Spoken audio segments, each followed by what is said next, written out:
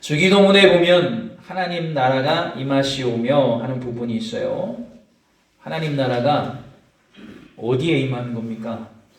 우리가 살고 있는 이 세상, 내가 살고 있는 이 나의 삶의 터전이 하나님의 나라로 변하게 해달라는 그런 고백입니다. 예수님 그렇게 기도하라고 우리에게 알려주신 거예요.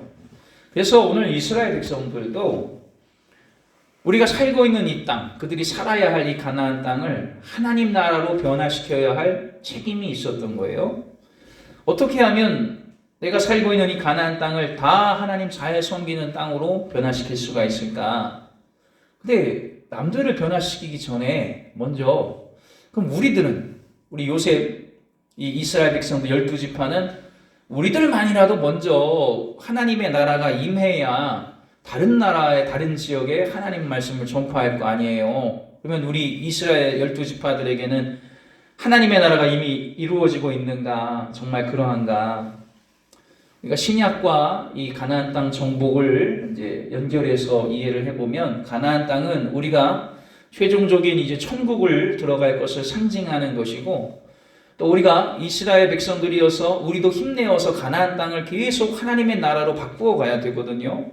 그렇다면 우리도 이스라엘 12지파처럼 우리도 먼저 하나님의 나라를 이루고 하나님 말씀 안에 거하여야 또 다른 나의 삶의 지역 직장과 내가 만나는 모든 일들 그 자리들을 하나님의 나라로 바꾸어가는 일을 해야 될 것 아닌가. 우리 가운데 먼저 하나님의 나라가 정말 임하고 있는가, 정말 그러한가.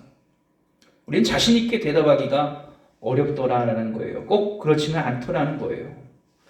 예수 믿는 사람들이 모여있는 공동체가 교회라고 우리가 부르는 교회의 공동체인데 그렇다면 그 교회는 전부 다 이미 완벽한 공동체인가? 꼭 그렇지는 않더라는 것이지요. 이 이스라엘 백성들도 마찬가지였어요.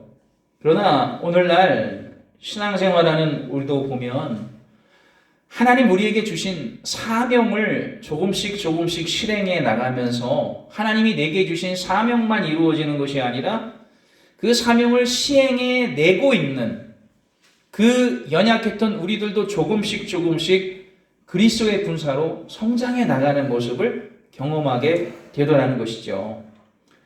그래서 지난 설교에서 말씀드린 것처럼 가나안 정복 전쟁은 육적인 전쟁이 땅을 얻기 위한 전쟁이 아니라고 말씀을 드렸어요. 이 전쟁은 단순히 땅을 정복하고 지경을 넓히고 빼앗으라는 그런 전쟁이 아니라 영적인 전쟁이라고 그랬어요. 우상 숭배가 가득하고 음란이 가득하고 죄가 가득했던 그 땅을 아브라함에게 주신다고 하신 그 땅을 이제 너희들이 다시 와서 완전히 새로운 하나님의 나라로 다시 만들라는 그런 아브라함에게 하셨던 약속과 그에게 주셨던 사명을 하나님 계속 백성들을 통해서 이루어 가시는 중이었다라는 거예요. 그래서 지난 말씀에서 가장 먼저 올라가 싸운 것은 유다 지파, 시므온 지파였고 오늘 이제 그 뒤를 따라서 요셉 가문이라고 부르는 이유는 에브라임과 므낫세 두 지파이기 때문인 거예요. 요셉 가문이 가나안 족속과 싸움을 시작하게 됩니다. 그런데 오늘 본문은 결국 우리가 끝에 정복하지 못하였고 몰아내지 못하였고 쫓아내지 못하였고라고 끝난 것처럼 오늘 본문은 결국 이스라엘 백성들이 가나안 족속을 다 몰아내지 못하는 이야기로 내용이 전개되고 있다는 거예요. 그 이유가 무엇이냐? 이 12지파의 하나님의 백성들의 마음속에 우리가 이 요단강을 건너가서 이제 이 땅을 하나님만 잘 섬기는 하나님을 섬기는 하나님의 나라로 만들겠다라는 그런 결심보다 그냥 가나안 사람들과 공존하고 함께 살면서 타협하면서 살기로 마음을 그들이 먹었기 때문인 거예요. 요셉 지파는 에브라임 지파와 므낫세 지파로 이루어져 있었습니다. 루벤이 장자이지만 음란죄를 지었기 때문에 장자에서 탈락이 됐고요. 시몬도 형님과 함께 돌아다녔기 때문에 제쳐놓고 그 다음 이제 셋째 아들이 장자가 될 수 있는데 레위니까 레위는 하나님께 제사하는 족속으로 빼놨고요. 그 다음 이제 네 번째인 유다가 영적인 장자의 역할을 실질적으로 감당하게 되었던 겁니다. 그래서 유다가 지난 시간에 정복전쟁을 제일 먼저 시작했던 거예요. 하나님 유다를 사랑하시지만 또 하나님이 사랑하고 아끼는 아들이 있어요. 누구죠? 요셉이요. 그래서 그 요셉 가문에 에브라임 지파와 므낫세 지파가 이제 오늘 22절 말씀을 보니까 여러분 한번 보세요. 22절 말씀에 요셉 가문이 베델을 치러 올라가니 뭐라고요? 하나님께서 여호와께서 그와 함께 하시니라 하셨습니다. 요셉 지파가 베델을 치러 올라갔을 때 하나님이 그들과 함께 올라가셨어요. 그리고 이어지는 말씀을 보면 여리고성 전쟁을 할 때랑 비슷합니다. 23절부터 25절까지의 내용인데요. 여리고성을 점령할 때처럼 정탐하던 사람을 베델성에 보내고 또 라합하고 결탁을 하고 모의를 했던 것처럼 어떤 한 사람과 결탁하여 너와 네 가족을 구원해 줄 테니까 이 베델성 어디로 들어가야 돼? 입구가 아주 너무 튼실하게 막혀 있으니까 우리가 쳐들어갈 수 있는 동굴이 있거나 비밀 통로가 있으면 좀 알려다오. 이렇게 정복한 후에 라합의 가족을 선대했던 것처럼 그 사람의 가족도 살려주고 선대하여 주게 됩니다. 여기까지 보면 여리고성 점령하고 똑같아 보이는데 문제는 그 다음이에요. 한번 여러분 가지신 성경 26절 한번 읽어볼까요? 자, 그 사람이라고 나오는데 읽어봅니다. 시작. 그 사람이 햇사람들의 땅에 가서 성읍을 건축하고 그곳의 이름을 루스라 하였다. 오늘까지 그곳의 이름이 되니라 그랬어요. 여리고성 전투 때 라합의 가족을 살려준 이유는 뭐예요? 라합이 여호와를 경외하고 하나님의 백성이 되겠다고 서원했기 때문에 그래서 라합의 가족을 살려주고 함께 살았거든요. 그러나 오늘 이 선대받았다 하는 이 베델에 있었던 루스에 살던 베델이 루스가 이름입니다. 선대받은 이 한 사람은 하나님의 백성이 되고 싶은 마음이 하나도 없었어요. 그래서 요셉 지파가 베델을 공격할 때 멸망하는 자기 동네 베델을 도망 나와서 옆에 있는 헷 족속의 동네에 가서 거기서 또다시 우상 섬기고 음란하게 사는 이름까지도 똑같이 멸망했던 그 루스, 베델의 루스라는 이름을 그대로 가져가서 헷 쪽의 지역에서 또 루스라는 성읍을 만들고 거기서 죄악된 세상을 삶을 또 살더라는 겁니다. 즉 요셉 지파는 베델 지역을 땅은 점령했지만 우상 섬기는 무리들을 진멸하지는 못했더라라는 거예요. 빠져나온 이 사람이 베델은 멸망했어도 헷족 속의 동네에 가서 루스라고 하는 자기가 살던 똑같은 성읍의 이름을 동네 이름을 또 짓고 똑같이 우상 섬기는 생활을 하였더라는 거예요. 이 사람이 여러분 그냥 보통 평민 한 사람이 아니란 말이에요. 아마 그 베델에서도 유력한 사람이었기 때문에 헷족 속의 땅에 가서도 이주에서도 금방 성읍을 또 군락을 이루고 우상을 섬기는데 너무 잘 되니까 온 동네에서 베델로 섬기러 가던 사람들 이제는 또 여기로 오면 되는 그런 전혀 우상 섬기는 것이 끊어지지 않은 그런 안타까운 일들. 그는 우상 섬기는 일로 다시 똑같은 루스라는 이름을 짓고 우상 섬기는 것이 크게 부흥하는 일들이 나타나게 되었다는 거예요. 그 한 사람만 쏙 빠져나온 게 아니고 그 사람과 관련된 모든 가족과 일가 친척과 종들이 수십 명이 다 함께 수백 명이 함께 옮겨왔으니 하나님은 이 베델의 땅을 빼앗으려고 하신 것이 아니라 거기서 우상 섬기는 죄악을 없애라고 하신 것인데 요셉 지파는 우상을 정말 잘 섬기는 사람을 알아보지도 못하고 그 사람을 살려주게 되어서 그 한 가족을 빼돌려주게 되어서 우상의 영적인 그런 어두움을 끊어내는 데에 실패하게 되었더라는 거예요. 그가 바로 옆 동네로 가서 또 동네를 시작한 이름도 똑같이 우상 잘 섬기는 동네 루스. 베델은 우리가 부르는 게 베델이고요. 예루살렘은 그 이후에 주어진 이름이 예루살렘, 평화의 동네라는 뜻이고요. 야곱의 족속이 부를 때는 베델. 그러나 우상 섬기는 우리가 부를 때는 루스라는 동네, 예루살렘이 루스란 말이에요. 옛 지명이 똑같은 일을 또 반복하고 있더라는 것입니다. 분명히 이 지역을, 베델을 분명히 요셉 가문이 점령을 했어요. 그런데 이 루스가 멸망하지 않고 옆집에 또 둥지를 틀고 크게 부흥하기를 시작했던 거예요. 겉으로 보기에는 이 예루살렘 언덕을, 베델을 점령한 것 같았지만 그러나 그보다 더 중요한 우상쟁이들은 전부 다 빠져나가서 다시 하나님을 경외하지 않는 땅으로 열심히 그들의 일을 하고 있더라는 거예요. 그러나 요셉 지파는 뭐라고 하는지 아십니까? 그래도 우리는 할 만큼 했다. 점령했다. 우리도 이 정도만 해도 잘한 거다 하면서 영적인 쇄신이 일어나지 않았는데도 육적인 부흥은 일어났죠. 이 언덕을 우리가 다시 차지했으니까 그것만 보고 만족하고 영적인 부분이 채워지지 않은 건 도망간 그 사람이 또 우상 장사하고 열심히 부흥하고 있다던데 몰라. 일단 땅은 우리가 얻었으니까 하면서 요셉 지파가 영적인 부분을 간과하게 됐다. 그 부분이 바로 오늘 말씀의 중요한 핵심인 거예요. 그랬더니 어떻게 되는지 아십니까? 이제 우리가 후반절을 쭉 읽은 것처럼 다른 지파들도 똑같이 그렇게 살아요.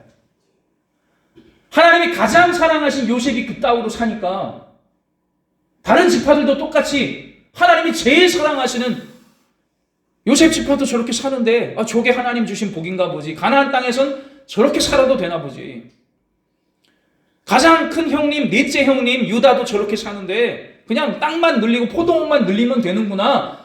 하나님 섬기는 사람 진멸하라고 분명히 말씀하셨는데 진멸 안 하고 살아도 되는구나. 똑같은 일들이 계속돼요. 여러분 이 베델이라고 하는 이 야곱이 돌베개 베고 누웠던 하나님과 여기에 성전이 세워질 것이고 하나님 예배하는 땅이 되게 하십시오. 그러면 내가 와서 내 소유의 10분의 1을 드리고 하나님 그 일을 위해서 매진하겠다 서원했던 그 땅이 여러분 얼마나 정복당하고 얼마나 뺏기고 또 정복하고 또 뺏기고 몇 번이나 했는지 아십니까? 셀 수가 없어요.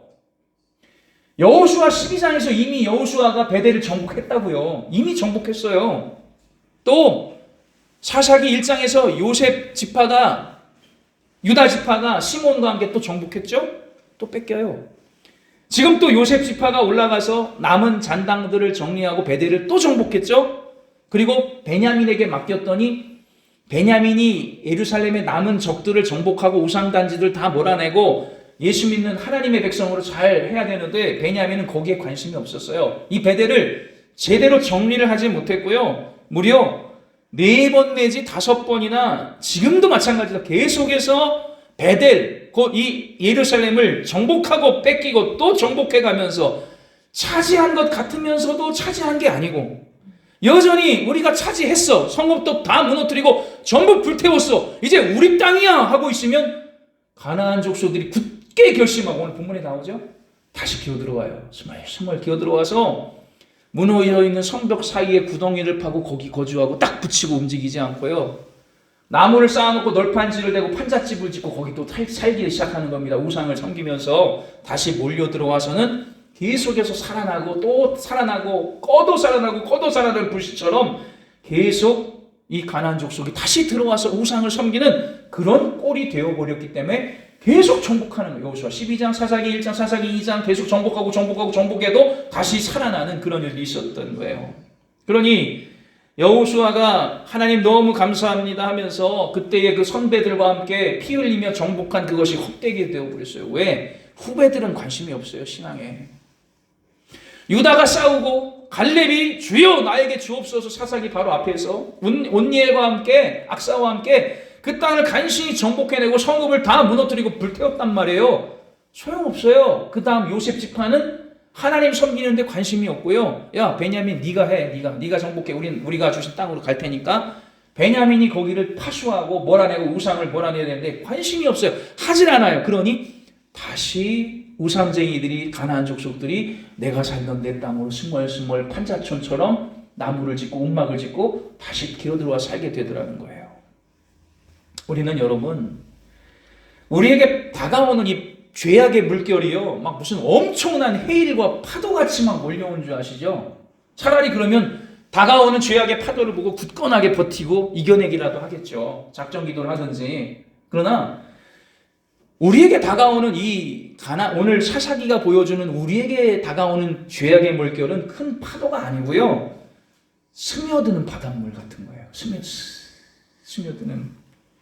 여름에 바닷가에 가서 아이가 열심히 모래를 파내요. 재작년인가 영광이랑도 이렇게 가서 막 이렇게 파봤잖아요. 근데 빈 공간을 만들려고 모래를 확 파잖아요. 그럼 어떻게 돼요? 여러분? 확 파면 파기가 무섭게 물이 촉 차요. 그죠? 금방 물이 들어와요. 그래서 더 빨리 파야 되고 더 한꺼번에 많이 파야 될 것 같아요. 그래서 당장은 흙구덩이가 막 생기도록 막 막 빨리 파고 막 삽으로 막 파내도요. 당장은 흙구덩이가 생긴 것 같아도 바닥에서 옆에서 어디서 물이 나오는 도대체. 그냥 10초도 안 걸려서 다시 물이 가득하게 되는 것을 보게 됩니다. 죄악의 물결은 그런 거예요, 여러분. 여러분 눈에 보이게 막 여러분을 뒤집어 놓고 깨부수고 막 그냥 혼란하게 하기 위해서 막 거친 파도, 큰 파도처럼 죄악의 물결이 다가올 때도 있지만, 큰 풍랑으로 다가오는 경우도 있지만, 그러나 나도 모르게 여기 구덩이가 있지 않았나? 아까 내가 물고기 잡아놓은 거 다 어디 갔지? 뭘 어디가 다 물 들어가서 다 도망갔죠. 분명히 거기다가 개도 잡아놓고 고동도 놓고 물고기도 나는데 이미 죄악의 물결이 찰랑찰랑 밑에도 차서 다 사라져버렸어요. 내가 일구어놨던 것들이 전부 다 공이 됐단 말이에요. 공허가 됐어요. 우리는 우리에게 다가오는 죄악의 물결이 나도 모르게 스며들고 찰랑찰랑 다시 나의 복음의 그릇을 죄악으로 채워버리는 스며드는 물결이라는 것을, 오늘 본문에서는 적어도 그렇게 가나안 족속을 표현하고 있다는 것을 잊지 마시기를 바랍니다. 세상에 몇 번을 정복해야 되냐고요. 이 베델, 예루살렘을 몇 번을 정복해야 되냐고요. 수도 없이 정복했어요. 그러나 정복해놓고 뒤돌아보면 다시 가나안 사람들로 가득 차 있어요. 아니 분명히 막 내쫓고 막 죽이고 막 난리가 났었는데 또 들어와서 스물스물 살고 있고요. 어느새 이제는 자기가 다시 주인인 것처럼 뱀처럼 또아리를 들고 탁 앉아가지고 자기의 땅이라고 또 차지하고 있는 그 현장. 그래서 다시 또 요셉이 쳐들어가야 되고, 다시 또 베냐민이 쳐들어가야 되고, 다시 다음에 또 정복전쟁을 또 해야 하는, 세상에 어디서 나타나는지도 모르게 죄악의 물결이 가득 차서 다시 자리를 찾고 있는 그것이 바로 우리가 정복해야 될 베델, 예루살렘의 여러분의 삶의 현장이 바로 그러하다라는 거예요.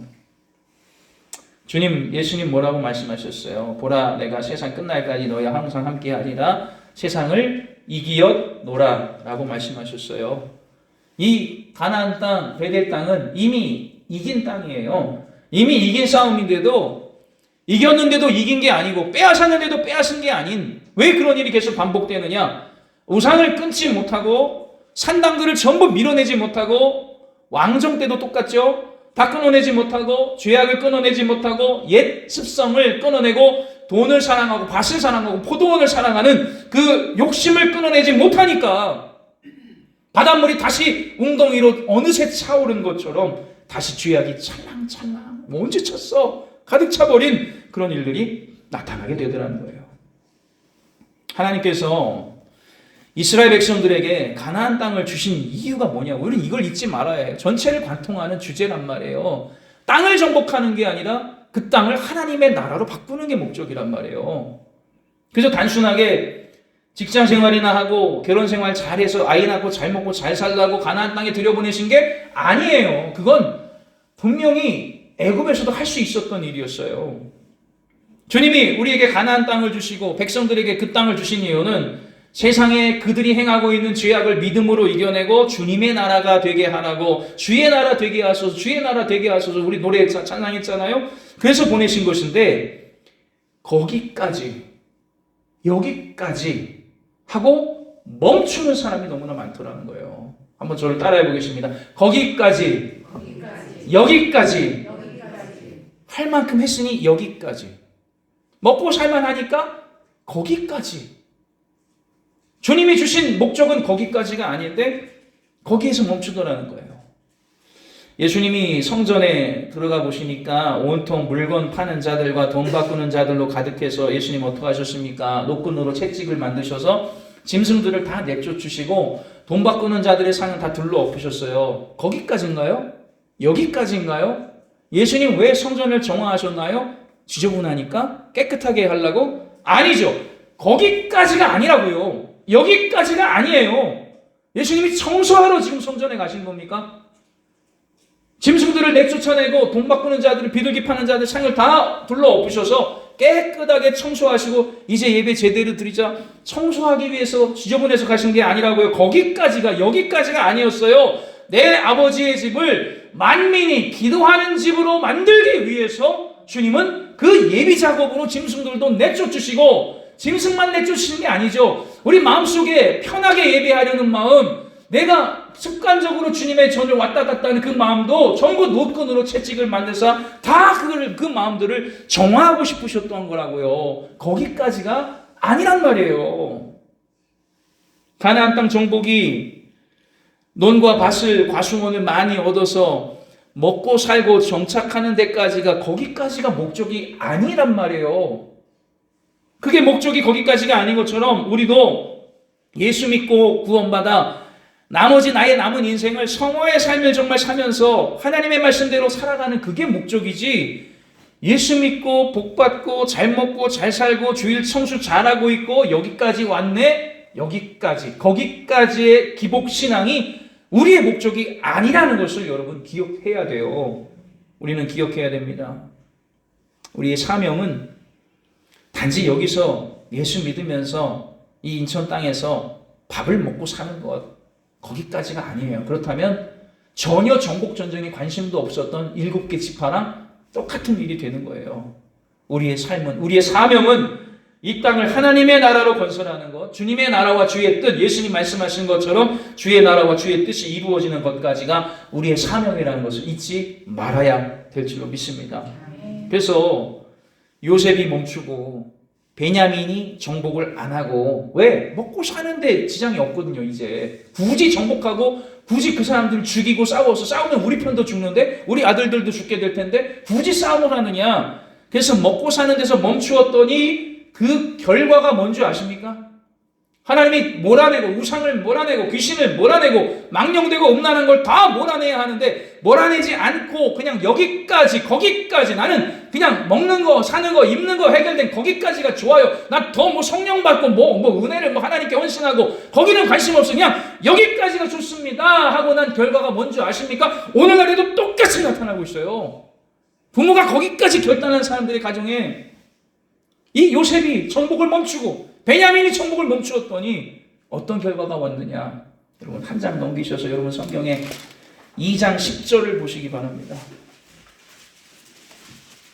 먹고 사는 것까지만 하고 멈추었더니 2장 10절, 그 세대의 시작. 그 세대의 사람도 다 그 조상들에게로 돌아갔고 그 후에 일어난 다른 세대는 여호와를 알지 못하며 여호와께서 이스라엘을 위하여 행하신 일도 알지 못하였더라. 아멘. 아들 뒤에 가서는 그냥 가난한 사람이에요. 또 광야를 헤치고 아버지랑 할아버지랑 왔던 그 민족 얘기 알아? 몰라. 관심 없어. 나는 가난한 사람이야. 나 올리브 나무 기르는 사람이거든. 나 알바 가야 돼. 포도원에 일하고 있어. 이스라엘 백성이 아니라 가난한 사람이 되어버린 거예요. 정복하지 아니하였더니. 우리는 항상 깨어서 오늘날에도 이 가나안 전쟁을 여러분 계속하고 계신 거예요.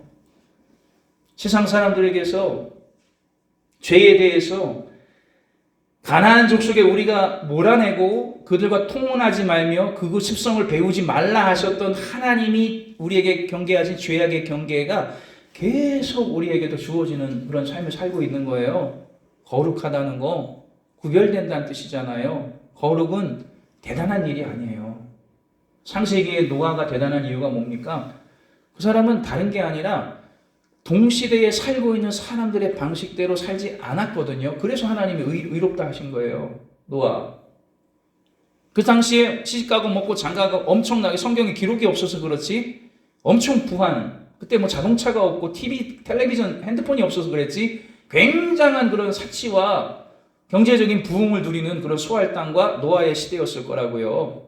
우리 모여서 좀 즐겨볼까? 정말 그런 게 넘쳐나는 그런 음란한 시대였을 거라고요. 그런데 노아는 그렇게 살지 않았어요. 그래서 하나님이 그를 택하셨던 거예요. 구별된, 세상에 사는데 세상의 방식대로 살지 않는 거예요. 이제 대학교 시즌 열리니까 또 신입생들 부어라 마셔라 환영해 하겠죠. 모두가 다 성인이 됐으니까, 또 대학도 왔으니까, 이제 고등학생 아니니까 술을 진탕 마시고 한번 재미나게 환영회를 해보자. 그러나 예수 믿는 자라면 나는 거기에 동참하지 않겠다. 그게 구별이거든요. 직장에 들어가 보세요. 사람들이 온갖 불법적으로 많은 이득을 취하고 돌려내고 빼돌리고 분식회계 하고 다 그렇게 살아요. 다 그렇게. 그런데 나는 거기에 동참하지 않겠다. 그게 하나님의 백성 거룩이라는 거거든요. 명절이 돼요. 예수 안 믿는 형제와 자매 삼촌들, 무서운 큰아버지도 오셨죠. 다 조상에게 상 차려놓고 거기에 절을 하는데 나는 그거는 동참하지 않겠습니다. 구별된 거거든요. 그게 거룩이거든요. 회사에서 회식에서 모두가 다 술 따라주고 마시고 안 마시면 인사고과 점수 떨어져요. 승진하는 데 지장이 있어요. 근데도 나는 거기에 동참하지 않겠습니다. 머리에 술을 붓고 조롱을 해도 나는 그거 하지 않겠습니다. 그리스도인들은 죄에 대해서 여러분 융통성을 보여줘야 되는 게 아니라 구별되었다는 걸 보여주는 사람이 그리스도인들인 거예요. 이렇게 막 목사님들도 가보면 어떤 목사님이 세상 사람들에게 인기 있는 줄 아십니까? 야, 우리 장로님, 우리 권사님, 목사님은 다르네. 야, 우리랑 같이 술도 마셔주시고, 열려 계시네. 융통성이 있으셔. 대단하다. 요즘 이런 목사님, 이런 장로님이 계시네. 겉으로는 칭찬해도 돌아서선 욕합니다. 아이고, 퍽도 그리스도인이겠다 하면서요. 다 욕해요, 속으로는. 예수님께서 말씀하셨어요. 너희 착한 행실을 보고 하늘에 계신 너희 아버지께 영광을 돌리게 하라. 행위로 구원받는 건 아니지만 예수 믿은 사람들이 구별되고 거룩하게 행하는 모습을 보고 세상 사람들이 욕하잖아요. 그거 칭찬이에요. 아이고 예수 믿는다고 교회 가면 밥이 나오냐 떡이 나오냐. 그거는 당신은 교회를 정말 잘 다니시네요. 그렇게 들으시면 되는 거예요. 예수 믿는 사람 융통성 있어 한잔하고 멋진데 그 얘기는 제대로 다시 들으셔야 돼요. 네가 그리스도인이냐? 그 소리예요. 그거는. 적어도 나의 영역, 여러분의 영역 안에서 여러분의 가정과 여러분 지인들과 친구들과 많이 보내는 그 시간, 직장에서의 시간들, 또 교회에서의 시간들, 나의 영역, 12지파에게 하나님이 땅들을 나눠주셨단 말이에요. 너는 여기, 너는 여기. 하나님 채워주셨어요. 채워주셨다고요. 나의 영역에서는 적어도 구별되고 죄를 몰아내야 된다는 거예요. 가나안 족속을 몰아내야 되고요. 정치는 행위를 몰아내야 돼요. 집에 혹시라도 잘 모르겠는 상징적인 뭐가 이렇게 막 있고 막 우상 난 모르겠는데 뭘 깎아놓은 게 뭐가 있고 뭐 묶어놓고 막 그랬다면 여러분 몰아내셔야 돼요. 몰아내셔야 돼요. 대대로 좋지 못한 풍습이나 언제가 되면 예수 내가 믿고 있어도 어르신들 때문에 뭐 새해가 되면 뭐 어디 뭘 가고 뭐 이렇게 보이는 것도 있다면 풍습들이 있다면 과감하게 뿌리를 뽑는 분들이 되시길 바랍니다. 옛날에 국회할 때 교회 옆에 교회 이쪽에 이렇게 작은 산이 있었어요. 교회가 가려질 정도로. 그래서 동네 입구에서부터 차를 타고 이렇게 길을 따라오다 보면 산이 이렇게 조그마한 게 가려져 있어서 그 산을 돌아야 이제 언덕 위에 교회가 보이는 그런 작은 산이 있었습니다. 근데 이제 귀농 붐이 불고 하니까 그 산 주인이 그 산을 평탄하게 까버리고 낮게 까버리고 거기에 귀농타운을 집을 짓겠다는 거예요. 우리 교회 권사님 남편분이 그 산주인과 친해져가지고 그걸 하겠다고 막 측량하고 이렇게 돌아다니더라고요. 그러더니 어느 날 갑자기 마땅한 공터가 없으니까 그 산을 향해서 아침 일찍 7시에 교회 아래 주차장에다가 멍석을 깔고 공사가 잘 되게 해달라고 그쪽을 보고서 고사를 지내고 있더라고요. 나와보니까 고사가 거의 다 끝났어. 그래서 달려갔더니 고사 다 지냈다고 목사님 드시라고 배를 주더라고요. 그 제사 드린 거를. 교회 권사님 남편이 물론 그 남편분은 교회를 안 나오시지만 교회 주차장에다가 돗자리를 펴고 상을 펴놓고 과일 떡 올려놓고 이 공사 산 깎는 공사가 잘 되게 해달라고 고사를 지내고 공사가 시작되길래 두고 봤어요. 대칠이 산 9번인지. 자, 그랬더니 여러분 어떻게 됐느냐? 아니나 다를까 우리나라는요. 집을 불법으로 증축을 하고 뭘 붙여 짓거나 공터였던 곳에 창고가 생기거나 산을 깎아서 색깔이 변하고 모양이 변화되면 위성으로 계속 그걸 찍어가지고 대조를 한대요. 착각 뭐 와서 볼 것도 없고 위성으로. 그러니까 알고 보니까 허가도 안 내주죠. 산을 까라고 어떻게 시청에서 허가를 내주겠습니까? 허가도 없이 그 산을 까서 평지로 만들고 이제 귀농타운을 짓겠다고 막 포크레인으로 많이 이렇게 깠거든요. 당장 군청에서 나와가지고 공사가 올 스톱이 됐어요. 원상복구하라고. 근데 원상복구 안 하죠. 그냥 내버려둬요. 보통 그런 경우에는. 그러니까 어느 정도 산을 이렇게 까다가 공사가 스톱이 되었는데 어느 만큼 산을 까다가 공사가 스톱이 되었느냐? 이제 동네 입구에서 들어오다 보면 이 교회 십자가가 안 보여. 윗마을에서는 보이고 앞마을에서는 보이는데 아랫마을에서는 십자가가 안 보이는데 아랫마을에서도 이제 십자가가 잘 보일 정도로만 딱 거기까지만 산을 까고 올스톱. 여러분, 이 권사님 남편이 교회 마당에서 돼지머리 넣고 고사 지내고 막걸리 막 뿌리고 공사를 시작하다니요. 이게 말이나 되는 소리입니까? 근데 하나님은 그거를 또 교회가 좀 보이도록 경관을 바꿔놓으셨어요. 그리고 스톱돼가지고 지금 가보면 나무랑 풀이 가득해요. 교회는 여러분 세상과 타협하고 죄를 묵과하기 위해서 죄인에게 아량을 베풀기 위해서 존재하는 곳이 교회가 아니에요. 죄인을 바꾸어서 다시는 그렇게 살지 않는 사람을 만드는 것이 교회죠. 교회는 죄와 싸우기 위해서 존재하는 곳이에요. 그러니까 우리도 돌아봐야 합니다, 여러분. 나의 집안에도 우상 같은 요소들이 존재하고 있지는 않은지, 옛날 부모님 때부터 전해져 내려오는 건데 뭔가 좀 신령하다는 무언가를 집안에 놔두고 있지는 않은지, 또는 성도님의 집안에 술이 진열되어 있지는 않은지. 그래서 대신방을 가면 꼭 냉장고를 열어봅니다. 소주가 있나 맥주가 있나. 근데 요새는 또 그런 거 싫어해서 안 열어봐요. 안 열어보는데, 근데 기막히고 놀래 자빠질 일이 뭐냐면요, 성도님 집에도 인삼주, 담금주, 술병이 그 큰 게 있다라는 거예요. 장로님 집에, 권사님 집에 있어요. 담금주가. 세상에 웬 말입니까? 아니, 성도님 집에 떡하니 TV 옆에 신방 가보면 인삼주, 술병이, 담금주 투명한 게 있다니까요. 있어요. 이게 괜찮은 거예요? 이거 가능한 거예요? 이거 절대 불가능한 일이에요. 제가 대신방 이제 가가지고 인삼주, 담금주 있으면 제가 홀라당 다 마셔버릴 테니까 새해에는 우리 성도들의 집안에도 가정에도 하나님 싫어하시는 것들은 좀 술병 같은 것들 싹 정리되시기를 주님의 이름으로 축원합니다. 오늘 말씀의 주제가 타협 그리고 구별이었어요. 요셉 지파가 타협하고 베냐민도 타협하였더니 이 베델에 기껏 또 정복해 놓은 베델에 불태워버린 예루살렘 성에 또 가나안 족속들이 스물스물 올라와서 다 자리 차지하고 어느새 또 살고 있더라는 거예요. 그러므로 우리는 구별돼야 될 줄로 믿습니다. 세상 사람들과 예수 믿는 사람들이 이 새해에 똑같은 소망, 똑같은 마음 먹고 있다면 뭐가 우리가 세상 사람들하고 다른 점이에요? 그리스도의 사람이 아닌 거예요.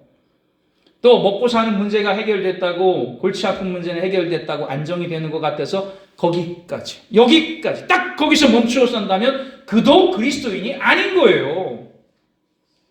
우리는 우리 마음속에 있는 이 가나안을 계속해서 우리 삶 속의 가나안을 정복해 나가고 구별해 나가는 분들이 계시기를 바라요. 먹고 살기 위해서 정복하는 것이 아니라 우리는 하나님의 나라가 되도록. 그래서 하나님의 나라는 여기 있다 저기 있다 하지 말고 네 마음속에 먼저 있어야 돼. 예수님이 아주 명언을 남기신 것처럼 우리 마음속에 삶 속에 먼저 하나님의 나라가 정복되어가는 새해가 되시기를 주님의 이름으로 축원합니다. 아멘.